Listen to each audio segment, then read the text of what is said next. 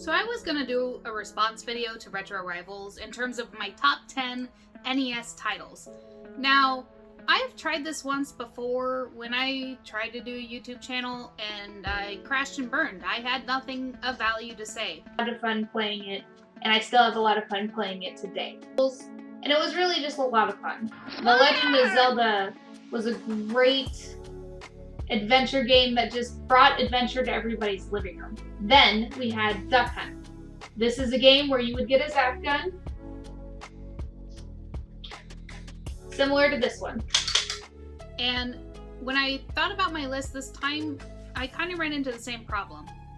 And the reason is because back in 1993, 4, 5, when I was old enough to even touch a controller, I was playing the Nintendo Entertainment System. However, I was a child. I was barely old enough to comprehend what was happening. So I didn't get to experience the Nintendo Entertainment System like I should have. And honestly, I should be exploring the library more than I have been.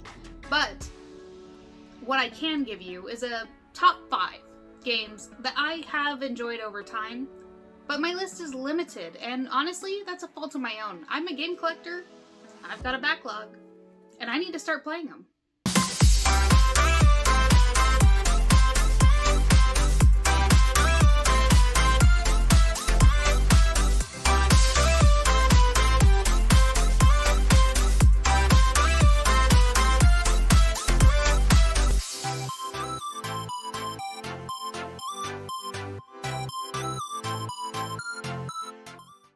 Who doesn't like a good platformer based off of a TV show that actually back in the day I think bothered me? Tiny Toons. We're tiny, we're toony, we're all a little loony, and in this cartoony we're invading your TV. Not overly complicated, this platformer takes advantage of the ability to change characters. You star as Buster Bunny, and the goal is to rescue Babs Bunny from the overly affectionate Montana Max.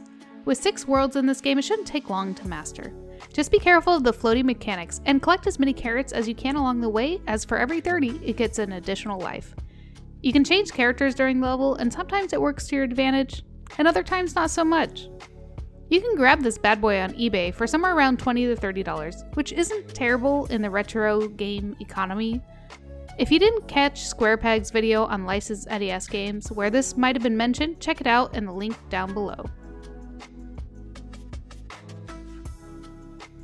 Excite Bike. I was obsessed with motocross, dirt bikes growing up. I mean, I actually had one growing up. I love it so much. And so playing it on the Nintendo Entertainment System, I mean, that was kind of a no-brainer. As a kid, I loved everything about motocross. If it had a Fox label on it, I was all in. I even owned my own dirt bike, eventually living the dream. Excite Bike was my first real taste into motocross video games before the PS2 blew my socks off with titles like MX Unleashed. A side-scrolling racing game where you can ride along, or you can go ahead and race against the computer. Each race you'll need to finish 3rd place or better. Some of the limiting factors include the engine overheating. After a short time, the game can feel repetitive, but back in the day, this game was a blast and it offered something new, well, at least to me. You can even play this game in Animal Crossing on the GameCube if you find the right NES. I feel like this one is an obvious one. Super Mario Bros. This one's with Duck Hunt, which that dog can off. If he laughs at me one more time, I will break this cartridge. If Super Mario Bros. Isn't on your top 5 list, then I don't even know why we're talking. I'm a firm believer that Nintendo saved the video game market after the video game crash. And the frontrunner of this save was Mario. This game changed everything for gamers today and really set the path for things to grow into the market we see today. Between the iconic music, hidden tunnels, the game often doesn't leave much to be desired. Now, as compared to today's standards like Mario Odyssey, it might be lacking in content, but I think the magic and some nostalgia will always make this game something fun to go back to on a yearly basis at minimum. This is a must-play for anyone considering themselves a retro gamer. And ready for my jacked up copy? DuckTales. You can't tell, but that's what it is. DuckTales, I feel like this one also is kind of a self-explanatory game. You play a Scrooge McDuck, you get this pogo stick cane that you jump around in, and you gotta collect money. I mean, what else is there to say? I just talked about DuckTales in my last video in the Steam Summer Sale, where you can actually get the remake of this dirt cheap right now. You get to control Scrooge McDuck as he travels the world in search of treasure because money is important.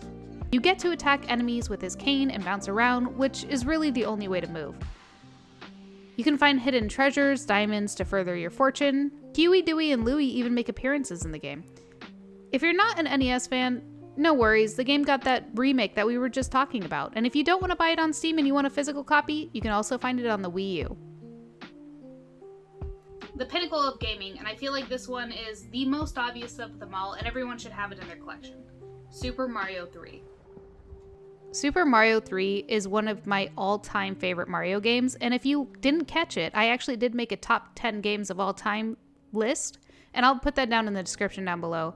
But between the level design, the power-ups, the Tanuki suit, this game really holds a special place in my heart, and if you haven't played it, I strongly suggest you do. There are very many platforms you can play this on, between the Nintendo Entertainment System to Super Mario All-Stars to Mario 3 on the Game Boy Advance. There was even an anniversary edition on the Wii, and you can pretty much download it digitally anywhere.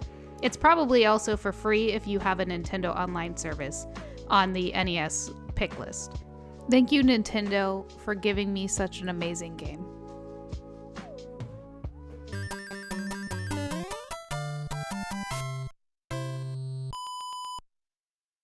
Thank you all so much for watching. There are a ton of Nintendo titles that I have missed out on. I completely missed them. It might be a result of my age, it might be a result of just pure laziness. I have games in my collection and I'm ready to play them. So if you guys have suggestions of what I should be playing, Gaming Off the Grid, I know, Mike Tyson's Punch-Out! I don't own it yet, I'm looking for it. Maybe if I go to Siege this year, I'll look for it. Thank you all, once again, for watching. We're so close to 500 subscribers. Hit that subscribe button, please.